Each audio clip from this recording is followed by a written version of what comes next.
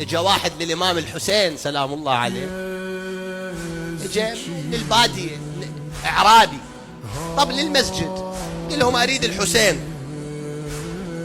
قال له لذاك في المسجد. اجا للإمام الحسين، سلام عليكم السلام. قال له انت ابا عبد الله الحسين، ابو عبد الله الحسين؟ قال له ايه.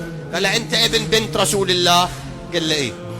قال له انا كتلت لي كتل، نستجير بالله، بعشيرتي منطقتي بقريتي، قتلت لي قتل يعني ما متعمد، وهاي عشيرة المقتول تريد دية، وانا ما عندي، ذولا لو يقتلوني لو ياخذون الدية، وانا دية ما عندي، مبلغ عظيم هذا كبير، فوصفوا لي كرمك، قالوا لي انت كريم وانا جايك اريدك تساعدني. الامام ايش قال له؟ قال له انا ساعدك بس بشرط. قال له شنو؟ قال له اسالك سؤالين، السؤال الثاني اذا جاوبت ثلث اعطيك ثلث الدية، اذا جاوبت ثلثين اعطيك ثلثي الدية، اذا جاوبتني جواب كاملا انا اعطيك الدية كاملة. قال له مولانا انت عالم والعلم خرج من بيتكم، انا شو معرفني؟ انا رجال من البادية جاي ما عندي معرفة. قال له مع ذلك اسألك. قال له اسألني، اذا عرفت اجاوبك، ما عرفت انت تعلمني. قال له زين اسأل.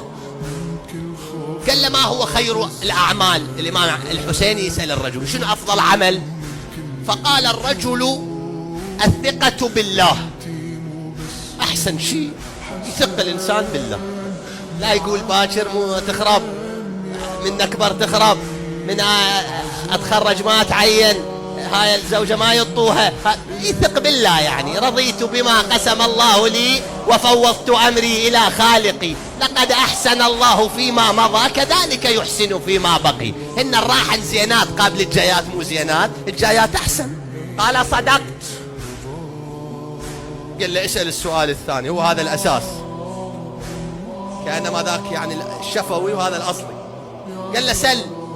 قال ما يزين الرجل، شنو الشيء اذا حصل عليه الرجل صار زينة، صار الرجل خير كل جمال. الامام الحسين يسأل الاعرابي ما يزين الرجل، شنو الشيء اللي يطلع الرجل بانه جيد؟ فقال الاعرابي علم مع حلم. ايه شوف شلون الحكايه هاي، علم عدة